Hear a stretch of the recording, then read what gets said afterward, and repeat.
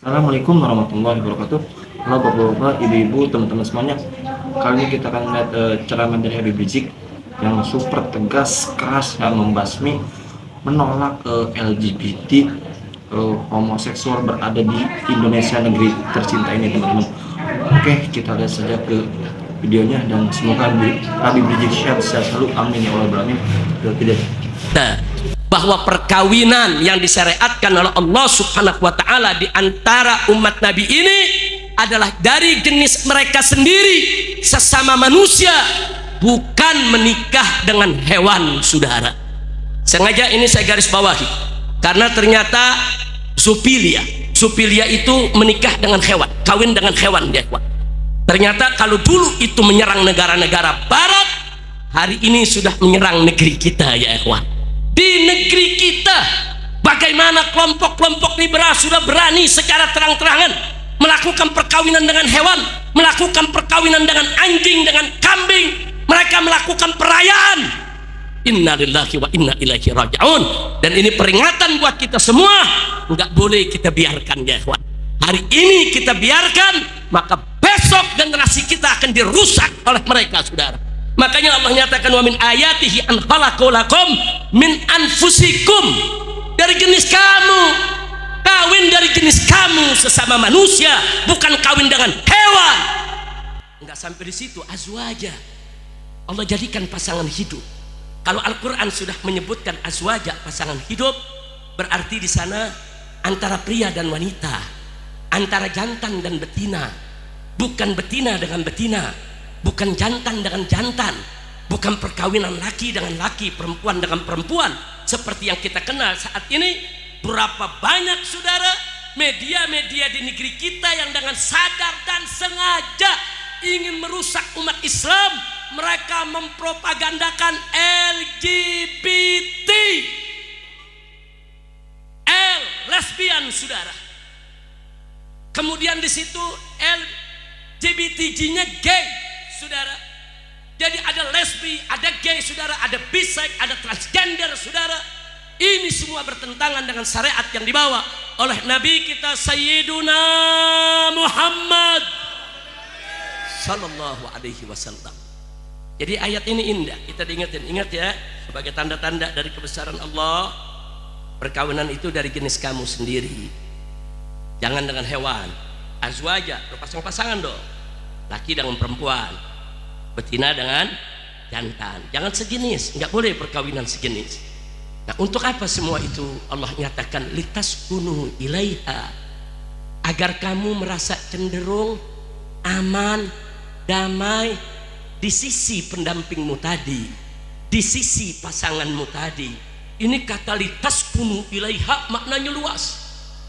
Jadi supaya kalau kita menikah sudah sesuai aturan Allah Subhanahu wa taala. Untuk apa? Supaya hati kita tenang, pikiran kita tenang, jiwa kita tentram, cenderung kepada pasangan hidup kita, litaskunu ilaiha, supaya kamu cenderung, kamu aman, kamu damai di sisi pasangan hidupmu. Subhanallah. Apa sih maksudnya, saudara? Maksudnya tidak lain dan tidak bukan kedamaian zahir dan batin. Karena itu perkawinan bukan hanya persoalan kebutuhan biologis. Perkawinan bukan hanya urusan ranjang di kamar. Perkawinan harus mampu litaskunu ilaiha.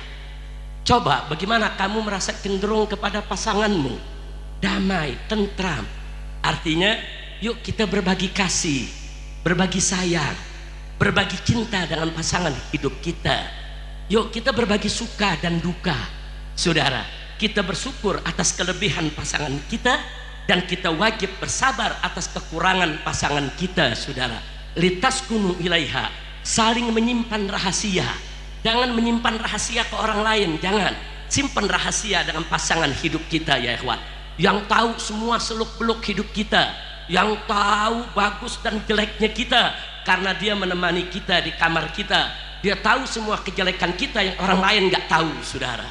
Artinya di sini litaskunu ilaiha, jadikan istri itu sebagai teman hidup kita, tempat menyimpan rahasia kita, tempat kita berbagi cerita, tempat kita bercengkerama, tempat kita untuk bergurau, saudara. Saudara, banyak bergurau dengan orang lain makruh, bahkan bisa menjadi haram kalau lupa kepada Allah, kecuali bergurau dengan istri ya kawan. Bergurau dengan istri, bercengkrama, bercanda dengan istri, itu merupakan sunnatul anbiya. Subhanallah. Litaskunu ilaiha. Litaskunu ilaiha artinya apa saudara? Supaya kita betul-betul cenderung kepada istri kita, zahiran wa batinan. Jadikan istri kita sebagai ratu dalam rumah tangga kita saudara. Makanya mari kita lihat Nabi alaihi salatu wasalam tatkala menikah dengan Sayyidatuna Khadijatul Kubra radhiyallahu anha, bagaimana beliau memupuk rumah tangga beliau, walaupun usia beliau dengan Sayyidatuna Khadijah bertahun 15 tahun saudara, tapi beliau mampu dengan istrinya tercinta menciptakan rumah tangga yang sakinah. Enggak sampai di situ saudara, setelah wafatnya Khadijah kemudian Nabi melakukan poligami, menikahi beberapa wanita. Tapi ada yang menarik, ada 9 wanita saudara dimadu oleh Nabi alaihi salatu wassalam, tapi tidak satu pun rumah tangga Nabi yang berantakan sudah. Subhanallah. 9 istri dimadu, semua bahagia, semua senang. Kenapa? Karena Nabi alaihi salatu wassalam selalu membangun rumah tangganya atas dasar iman takwa kepada Allah. Siapa yang membangun rumah tangga atas dasar iman takwa kepada Allah, niscaya rumah tangganya akan bahagia saudara. Maka itu Allah lanjutkan, wa ja'ala bainakum mawaddatan warah. Jadi kalau kita sudah litaskunu ilaiha, betul-betul kita jadikan istri kita sebagai ratu rumah tangga kita saudara. Istri kita bukan untuk dibentak, istri kita bukan untuk dipukuli, istri kita bukan untuk dianiaya, istri kita bukan untuk disakiti, tidak saudara. Uzawwijuka ala ma amarallahu bihi min imsakin bima'ruf atau tasrihin bi ihsan. Pegang itu istri secara baik, muasyarahnya harus baik dengan istri. Kalau sudah tidak mampu untuk berbuat baik kepada istri, jangan disakiti. Atau tasrihin bi ihsan, tapi berpisahlah secara baik-baik, kembalikan kepada orang tuanya secara baik-baik. Jangan sekali-kali saudara kita jadikan istri bagaikan budak saudara, kita siksa, kita aniaya, kita hancurkan zahir batinnya. Na'udzubillah min dzalik. Maka itu tidak ada suami di dunia sebaik Nabi kita Muhammad sallallahu alaihi wasallam. Tidak ada suami di dunia sehebat Nabi kita Muhammad sallallahu alaihi wasallam saudara. Luar biasa saudara. Suatu ketika Nabi alaihi salatu wasallam pernah pulang kemalaman, ketok pintu rumah Aisyah radhiyallahu taala anha saudara. Sekali ketuk tidak ada sautan, 2 kali ketuk tidak ada sautan, 3 kali ketuk dengan memberikan salam tidak ada sautan. Kemudian Nabi bentangkan kain burdahnya saudara di halaman daripada rumah Aisyah saudara. Kemudian Nabi tidur depan pintunya. Tengah malam Nabi bangun alaihi salatu wassalam.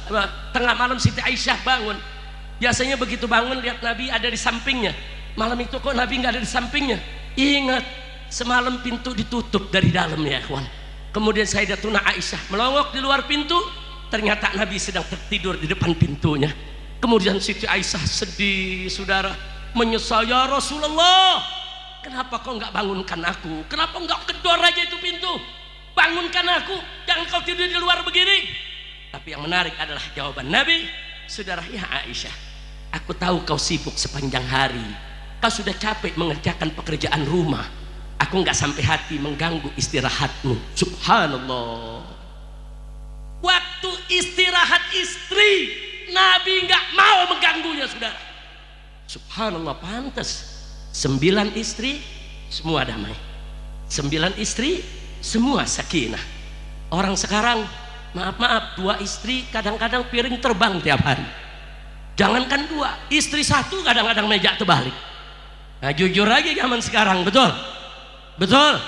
Nah, jadi sekarang yuk mari kita mencontoh kita punya Nabi. Bukan mencontoh poligaminya, mencontoh monogaminya, bukan. Tapi mencontoh bagaimana Nabi alaihi salatu wassalam tatkala beliau menjadi suami dari seorang wanita, saudara, beliau laksanakan semua kewajibannya sebagai suami. Dan beliau berikan semua hak istrinya tanpa sedikit pun dikurangi. Subhanallah.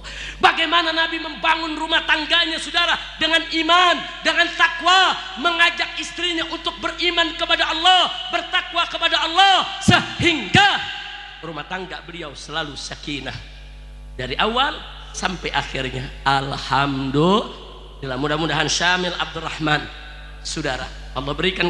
Oke, itu tadi dia bapak-bapak, ibu-ibu, teman-teman semuanya, kita sudah mendengarkan ceramah dari Habib Rizik Syihab yang mana kita harus tegas dan menolak membasmi LGBT di negara tercinta kita Indonesia ya teman-teman.